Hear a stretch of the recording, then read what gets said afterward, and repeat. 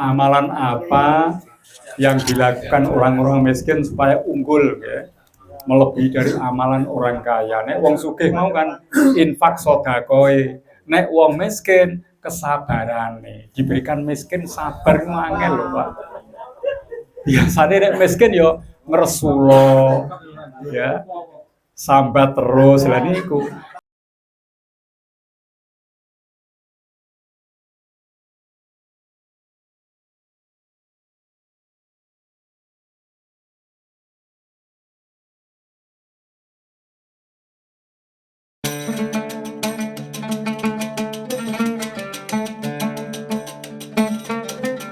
Terus nonton kesimpulannya nggih niki wonten selisih sekedhi menawi tiyang sugih niku urun tekun ibadah inilah kelebihannya ya.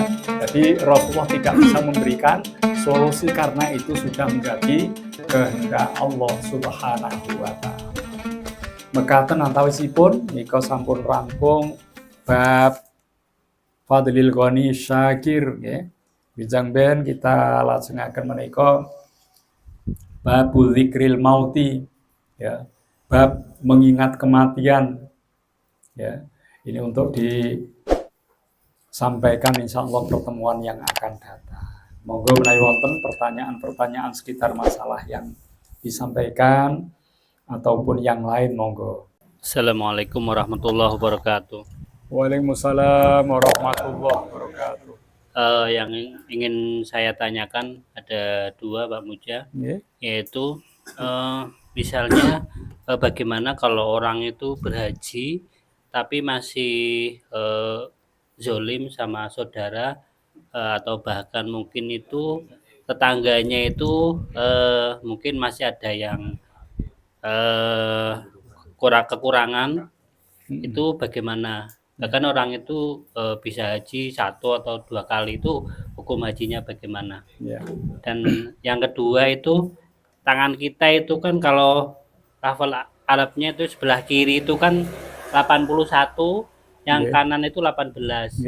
Jadi jumlahnya 99. Apa itu filosofinya itu kalau kita berdoa sekaligus kayak menyebut Asmaul Husna atau benar atau tidak?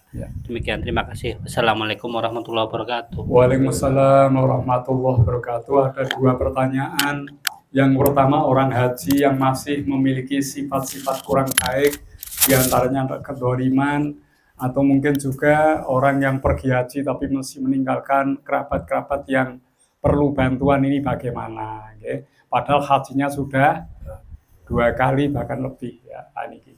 Nomor setunggal, orang yang pergi haji ini sangat diharapkan sebelum berangkat ke tanah suci untuk mensucikan hati dari sikap perilaku yang tidak baik. Bahkan kalau dengan tetangga kurang bagus, sebelum berangkat supaya dia ya untuk minta maaf kepada para tetangga, sehingga berangkat sana itu membawa bekal berupa hati yang suci, karena dia akan berangkat ke tanah suci, masa hatinya tidak suci?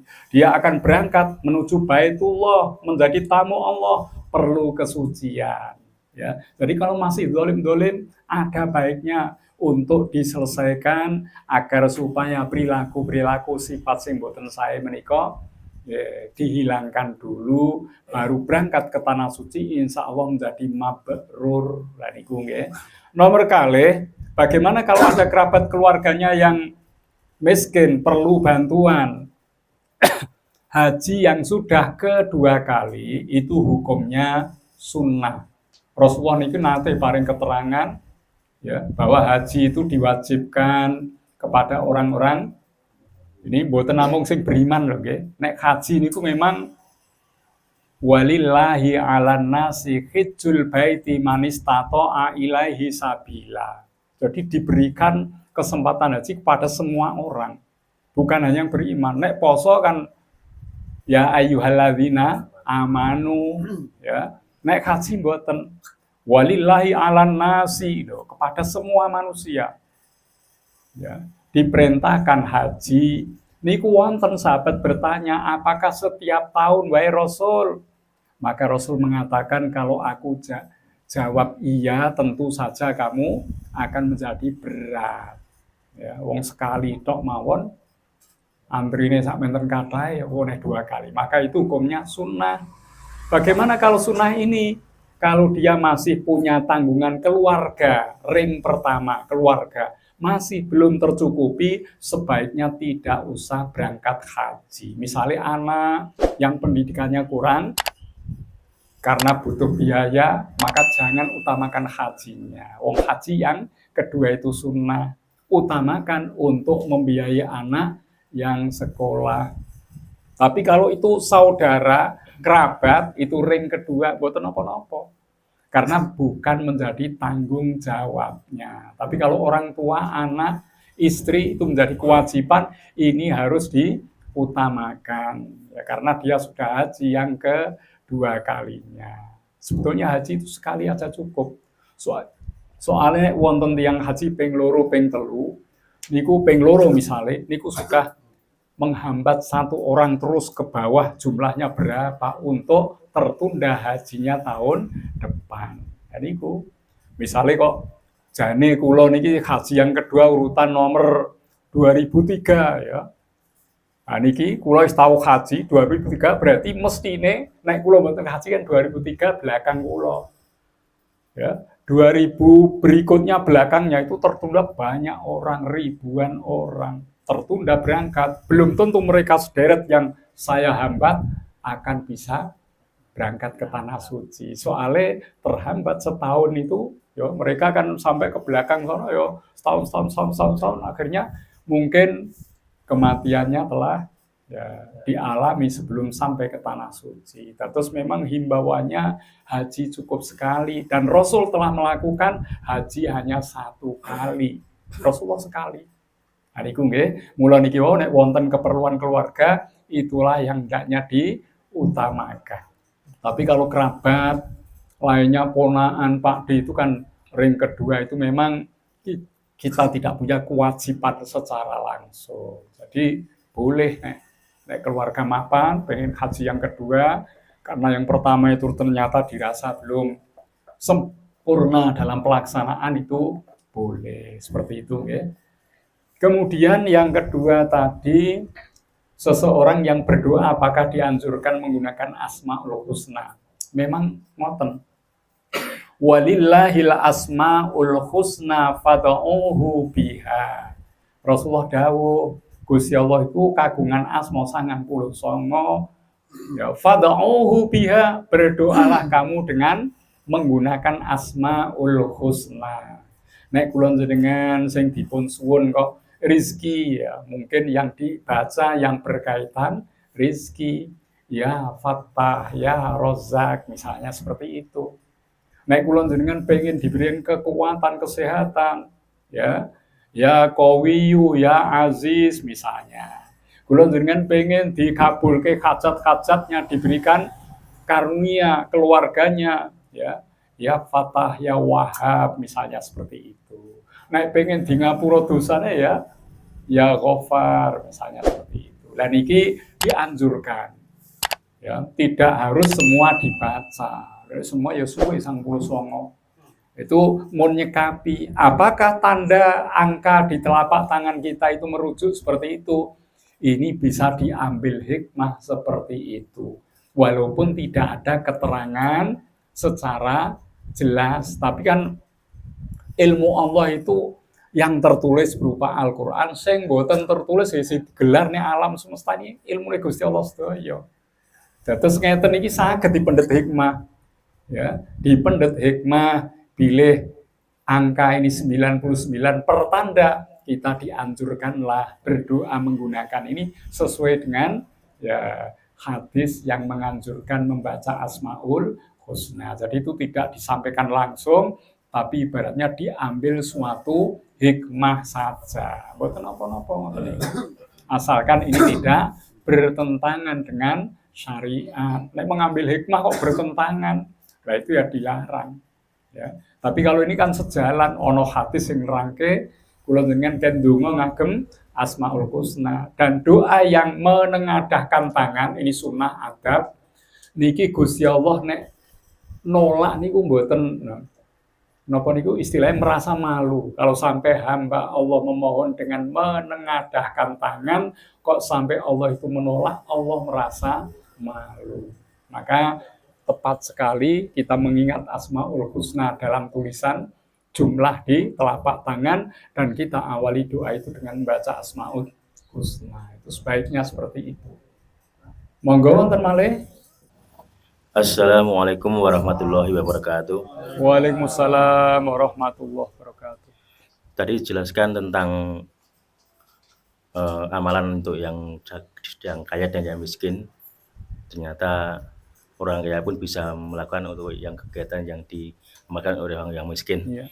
Terus langkah apa yang dilakukan oleh orang miskin untuk bisa menyamai amalan untuk kepada orang kaya itu? Ya. Wassalamualaikum warahmatullahi wabarakatuh. Waalaikumsalam warahmatullahi wabarakatuh. Amalan apa yang dilakukan orang-orang miskin supaya unggul, ya? Melebihi dari amalan orang kaya. Nek wong sugih mau kan infak sedekah. Nek wong miskin kesabarane. Diberikan miskin sabar angel lho, Pak. Biasanya nek miskin yo ngresulo, ya. Sambat terus lah niku. Nek wong miskin kok ya, niki nasihate Syekh Abdul Qadir Al Jilani niku ngoten ya. Wong miskin sing syukur lan sabar itu afdhalu mingkul, luwih utama tinimbang liya-liyane. Wong sugih sing syukur dibanding wong miskin sing sabar dan syukur itu luwih mulya wong miskin sing sabar lan syukur. Lah kok miskin kok iso syukur ki piye nalare? Maksudnya dia sifatnya qanaah, apapun yang dia punya disyukuri meskipun itu di bawah standar. Niku dawuhe Syekh Abdul Qadir Al Jilani dalam manaqib disampaikan seperti itu. Terus niki nek kula njenengan iso ngono ya luar biasa niku, nggih. Lah nika wong sugih nek menehi infak sedekah kan maklum, tapi wong sugih kok tekun ibadah ini pilihan sesuatu yang menakjubkan. Maka bagi kita kalau bersabar, apalagi meningkat lagi bersyukur atas ya apa yang kita punya itu afdhalu mingkul, ya lebih mulia daripada semuanya itu. Ngoten Pak nggih. Sampun cekap napa tasih? Terakhir nggih. Assalamualaikum warahmatullahi wabarakatuh. Waalaikumsalam warahmatullahi wabarakatuh. Masalah korban, Pak. Nggih. Ini ada yang bilang kok kalau korban masalah kambing itu yang diutamakan malah lebih baiknya hibas gitu, Pak. Itu apa itu benar apa tidak? Iya. Assalamualaikum warahmatullahi wabarakatuh. Waalaikumsalam warahmatullahi wabarakatuh. Ini kemarin juga ada pertanyaan itu di Al-Ikhlas, ya. Terus urut-urutannya korban yang paling utama itu seekor onta untuk satu orang. Lah, mestinya kan pitu, satu yang sisanya disodakokan itu paling utama. Nomor kali sapi untuk satu orang, itu yang paling utama kedua. Ya. Nomor tiga, nembe kambing kibas niki untuk satu orang, bukan sapi untuk 7 loh, ya. Yang utama urutan ketiga malah ya kibas satu orang, ya. Kemudian domba satu orang untuk satu orang, baru kambing untuk satu orang, baru setelah itu baru sapi atau onta untuk 7 orang. Nah niku urut-urutannya ngoten niku, nggih. Terus langkung sae menggunakan kibas. Karena apa? Rasulullah pada saat kurban itu yang disembelih oleh beliau adalah kibas yang putih bersih warnanya dan bertanduk. Amlahaini, akronaini dan gemuk, tambah gemuk. Niku engkang dipun sembelih. Okay. Nah, tapi teng mriki niku langka angel golek teng pasaran onone Jawa kacangan lho, niku mboten masalah. Cuma niki pertanyaannya kan keutamaannya. Jadi ada grade yang disampaikan seperti itu. Ngoten nggih? Sampun cekap, mbok menawi anggen matur wonten kirang nyuwun pangapunten. Wallahul muwaffiq ila aqwamit thoriq. Wassalamu alaikum warahmatullahi wabarakatuh.